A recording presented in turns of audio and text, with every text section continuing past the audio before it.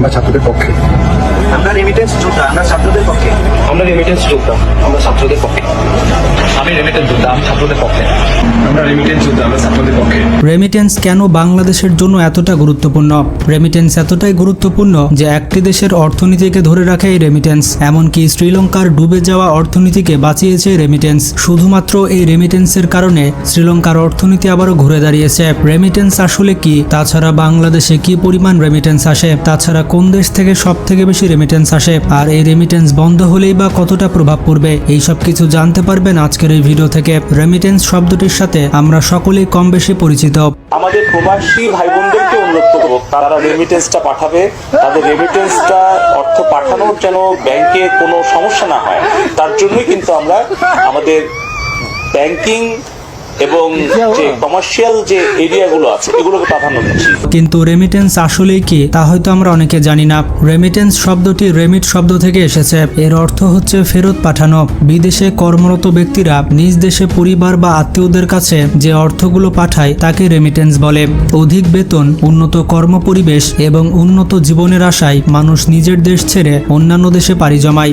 এই সকল প্রবাসীদের পাঠানো অর্থ একটি দেশের অর্থনীতিকে সমৃদ্ধ করে।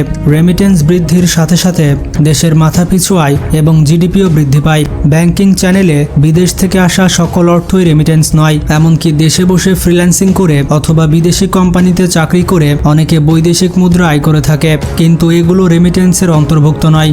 এই সকল উপার্জন রপ্তানি আয়ের অন্তর্ভুক্ত। ফ্রিল্যান্সিং এবং দেশে থেকে বিদেশি কোম্পানিতে চাকরি করা সেবা রপ্তানি হিসেবে বিবেচনা করা হয়। অর্থাৎ রেমিটেন্স হওয়ার একটি গুরুত্বপূর্ণ শর্ত হল বিদেশে অবস্থান করে দেশে টাকা পাঠানো। সকল দেশের কেন্দ্রীয় ব্যাংকের মুদ্রা বিনিময় এবং আন্তর্জাতিক মুদ্রা তহবিলের পরিসংখ্যান অনুযায়ী প্রতি বছর রেমিটেন্সের পরিমাণ নির্ণয় করে বিশ্ব ব্যাংক। 2020 সালে সব থেকে বেশি রেমিটেন্স আয় করেছিল ভারত, এবং আপনারা তালিকাটি দেখতে পাচ্ছেন। 2020 সালে ভারত রেমিটেন্স থেকে আয় করে প্রায় $83 বিলিয়ন। 2008 সাল থেকে ইন্ডিয়া রেমিটেন্স আয়ে সব থেকে উপরে রয়েছে। শীর্ষ রেমিটেন্স অর্জনকারী দেশ হিসেবে বাংলাদেশের অবস্থান অষ্টম। কয়েক বছরে বাংলাদেশে রেমিটেন্সের পরিমাণ উল্লেখযোগ্য হারে বেড়েছে। বাংলাদেশের অর্থনীতিতে তৈরি পোশাক খাতের পরে প্রবাসীদের পাঠানো রেমিটেন্সের অবদান সব থেকে বেশি। প্রবাসী শ্রমিকেরা যে পরিমাণ মুদ্রা দেশে পাঠাচ্ছে তা দেশের মোট রপ্তানি আয়ের প্রায় অর্ধেক। তাছাড়া অর্থনৈতিক উন্নয়নে রেমিটেন্সের অবদান মোট জিডিপির 12%। বাংলাদেশ ব্যাংকের রিপোর্ট অনুযায়ী করোনাকালীন সময়ে প্রবাসীরা বাংলাদেশে রেকর্ড পরিমাণ রেমিটেন্স পাঠিয়েছে, এবং 2020 সাল থেকে 2024 সাল পর্যন্ত এই রেমিটেন্সের পরিমাণ সব থেকে বেশি বেড়েছে। যেমন 2019 সালে বাংলাদেশে রেমিটেন্স এসেছিল $1820 কোটি, আর করোনা মহামারীর সময় 2020 সালে রেমিটেন্স পাঠিয়েছে $2478 কোটি। 2023 সালে বাংলাদেশ রেমিটেন্স অর্জন করেছে প্রায় $23 বিলিয়ন। বাংলাদেশ সরকার বৈধ পথে রেমিটেন্স পাঠানোর জন্য 2019-20 অর্থ বছর থেকে 2% হারে প্রণোদনা দিচ্ছে। মানে ব্যাংকিং চ্যানেলে রেমিটেন্স পাঠালে প্রতি 100 টাকায় 2 টাকা করে প্রণোদনা পাবে। বর্তমানে শুধুমাত্র রেমিটেন্সের প্রণোদনা দেওয়ার জন্য 4000 কোটি টাকা বরাদ্দ করা হয়েছে। প্রবাসী বাংলাদেশিদের মধ্যে সব থেকে বেশি লোক রয়েছে সৌদি আরবে, এরপরে রয়েছে মালয়েশিয়া, আরব আমিরাত, যুক্তরাজ্য, যুক্তরাষ্ট্র, সিঙ্গাপুর, ব্রুনাই এবং দক্ষিণ কোরিয়া। যে দেশ সব থেকে বেশি রেমিটেন্স অন্য দেশে পাঠায় তাদের মধ্যে রয়েছে আমেরিকা। প্রতি বছর আমেরিকা থেকে অন্য দেশে সব থেকে বেশি রেমিটেন্স যায়। তার ঠিক পরে রয়েছে আরব আমিরাত এবং সৌদি আরব। তবে দুঃখজনক বিষয়টি হচ্ছে বাংলাদেশের প্রবাসীরা রেমিটেন্স পাঠানো বন্ধ করা শুরু করেছে। বাংলাদেশে ছাত্রদের উপরে হামলা করার কারণে তারা রেমিটেন্স শাটডাউন করবে বলে ঘোষণা দিয়েছে। বিদেশে বসে প্রবাসীরা শুরু করেছে এক ঐতিহাসিক আন্দোলন। এইরকম আন্দোলন বাংলাদেশের ইতিহাসে আর কখনোই দেখা যায়নি। তারা এই আন্দোলনের নাম দিয়েছে রেমিটেন্স শাটডাউন।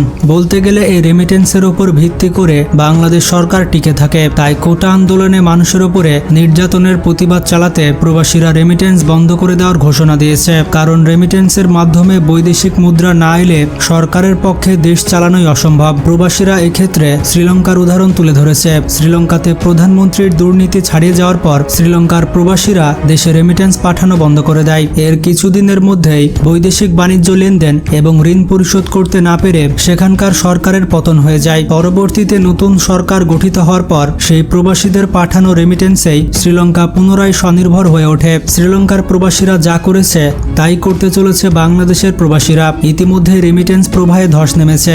বাংলাদেশ ব্যাংকের পরিসংখ্যান বলছে এই মাসের শুরুতে প্রতিদিন $8 কোটি রেমিটেন্স আসত। সেখানে কোটা আন্দোলন শুরু হওয়ার পর থেকে পুরো 7 দিনেও $8 কোটি আসেনি। মানে রেমিটেন্স প্রবাহ 80 থেকে 90% কমে গিয়েছে। প্রতিনিয়ত রেমিটেন্সের পরিমাণ কমতে আছে। বিশেষজ্ঞরা বলছে এরকম যদি কয়েক সপ্তাহ চলতে থাকে তাহলে সরকার আর দেশ চালাতে পারবে না। কয়েকদিন রেমিটেন্স না পাঠানোর কারণে বাংলাদেশের অবস্থা এতটাই করুণ হয়েছে যে বাংলাদেশের বিভিন্ন মন্ত্রী প্রবাসীদের কাছে হাত জোর করে বলছে দেশে টাকা পাঠানোর জন্য। আপনারাই দেখুন জুনায়েদ আহমেদ পলক কিভাবে প্রবাসীদের বলছে দেশে টাকা পাঠানোর কথা। প্রবাসী ভাই বোনদের কাছে বিনয়ের সাথে আবারও প্রয়োজনে অনুরোধ করতে চাই, এই মিথ্যা গুজবে আপনারা কান দিবেন না। আমাদের দেশের সম্পদ, আমাদের সরকারের যত অবকাঠামো, এগুলো কিন্তু আপনাদের রেমিটেন্সের পয়সা, দেশের কৃষক, শ্রমিক, ব্যবসায়ী সকলের ট্যাক্সের পয়সা দিয়ে তৈরি। প্রবাসীদের যাদের টাকা পাঠানো একান্ত প্রয়োজন তারা শুধুমাত্র প্রয়োজন পরিমাণ টাকা দেশে পাঠাচ্ছে, আর অনেকেই দেশে টাকা পাঠাচ্ছে হুন্ডির মাধ্যমে। আপনারা যদি না জানেন হুন্ডি কি এবং হুন্ডিতে কিভাবে টাকা পাঠানো হয় তাহলে আমাদের কমেন্ট করে জানাতে পারেন, আমরা এই নিয়ে ভিডিও তৈরি করতে পারি। অনেক প্রবাসী সিদ্ধান্ত গ্রহণ করেছে তারা ব্যাংকিং চ্যানেলে টাকা পাঠাবে, তবে সেটি 3 থেকে 6 মাস পরে, কারণ ততদিন পর্যন্ত বৈদেশিক মুদ্রা না পেয়ে সরকারের একটি উচিত শিক্ষা হয়ে যাবে বলে ধারণা করছে প্রবাসীরা। তাছাড়া বেশ কয়েক মাস তাদের কাছে যদি রেমিটেন্স রেখে দেওয়া হয় তাহলে টাকার মান কমবে, এতে করে প্রবাসীরা লাভবান হবে। প্রবাসীরা শুধুমাত্র কোটা আন্দোলনের জন্যই নয়, তারা আরো সব বিষয় নিয়ে খেপে আছে, যেমন পাসপোর্ট বানানো থেকে শুরু করে এয়ারপোর্ট পর্যন্ত প্রত্যেকটি ধাপে ধাপে একজন প্রবাসী যে পরিমাণ হয়রানির শিকার হয়